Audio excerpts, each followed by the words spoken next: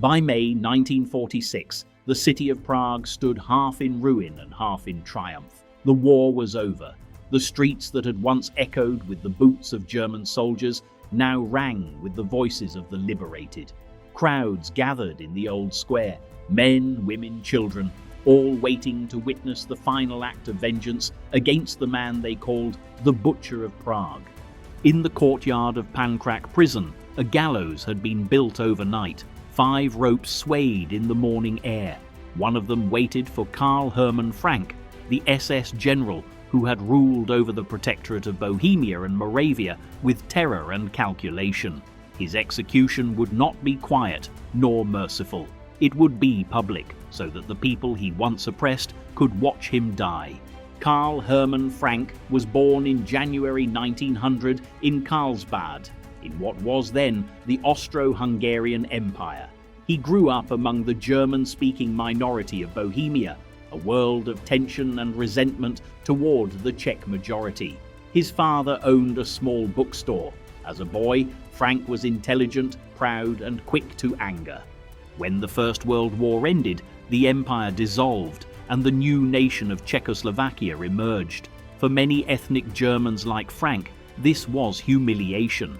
He watched as Czech flags replaced imperial ones, as German institutions were forced to adopt the language of their new rulers.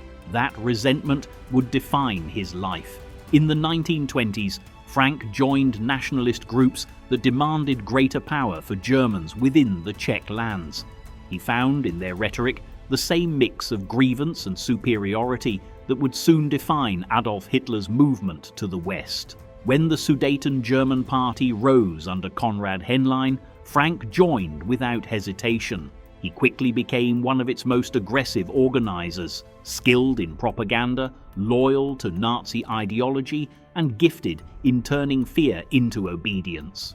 By 1935, he was a member of the Czechoslovak parliament, pretending to work within democracy while secretly reporting to Berlin.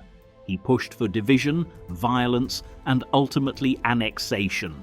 When the Munich Agreement in 1938 handed the Sudetenland to Germany, Frank stood beside Henlein to greet Hitler himself. It was a personal triumph and the beginning of a nightmare for Czechoslovakia. When German troops marched into Prague in March 1939, Frank followed them in uniform. The Protectorate of Bohemia and Moravia was born, and Frank was appointed Secretary of State, later Higher SS and police leader. His power was absolute. His loyalty was to Heinrich Himmler and to Hitler personally. From his office in Prague Castle, overlooking the ancient city, he built a machinery of fear.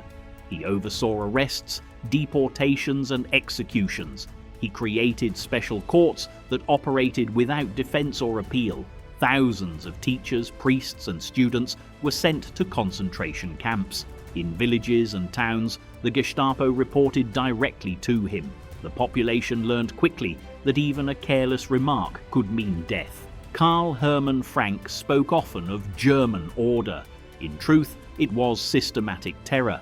He believed that the Czech people could be subdued only through intimidation, that mercy was weakness. He ordered public hangings to make examples of resistance members. He banned Czech-language newspapers, closed universities, and filled Prague's prisons beyond capacity. By 1942, the Nazi occupation had reached its most brutal phase. Reinhard Heydrich, Hitler's Iron Heart, had become Reich Protector.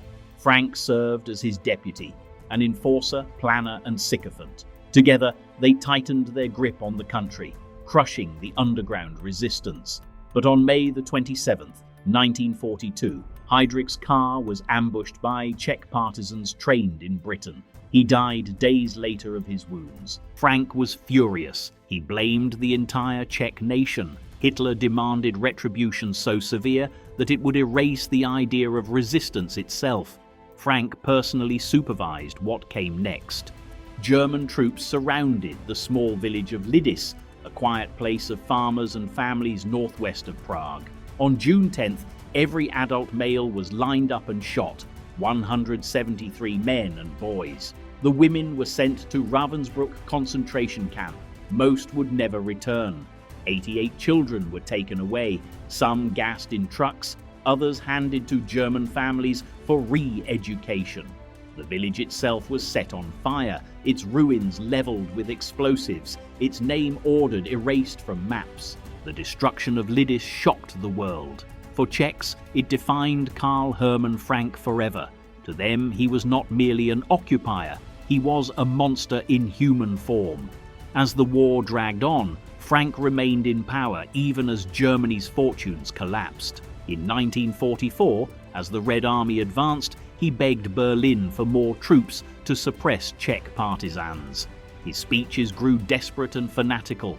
He warned that if the Germans lost, the Czechs would rise up and take vengeance. He was right, but by then, vengeance was inevitable.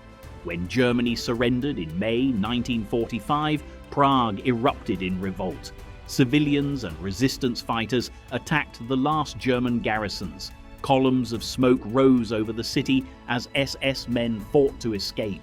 Karl Hermann Frank tried to flee west toward the American lines. He believed that surrendering to the Americans might save him from Soviet or Czech justice, but he was captured on the road near Rocky Kani by American troops and handed over to the new Czechoslovak government.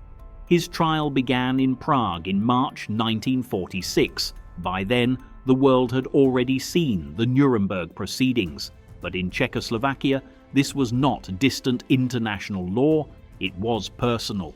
Thousands had lost fathers, mothers, children to the system Frank had built. The courtroom was packed. Photographs of Lidice hung on the walls. Frank arrived in his SS uniform, his hair thinner, his face drawn, but his arrogance intact. He saluted, smirked, and spoke of his duty to the Reich. He admitted to ordering executions, but claimed he had only obeyed higher commands.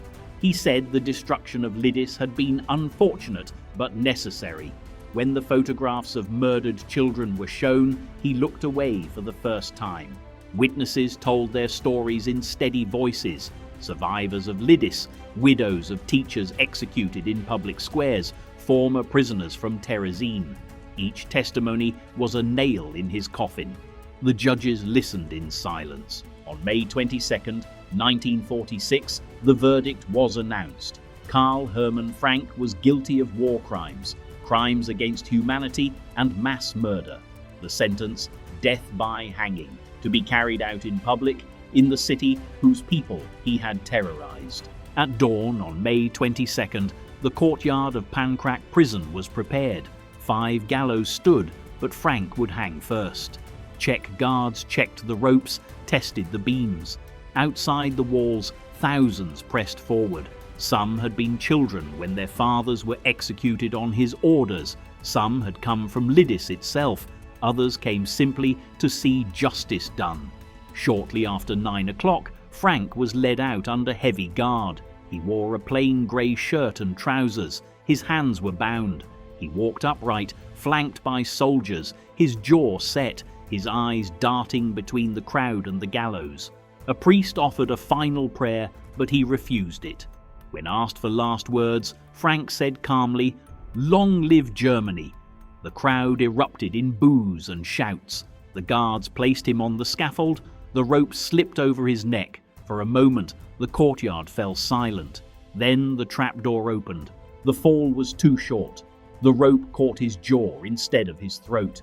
He struggled, twisting violently, gasping for air. It took more than 2 minutes for him to die.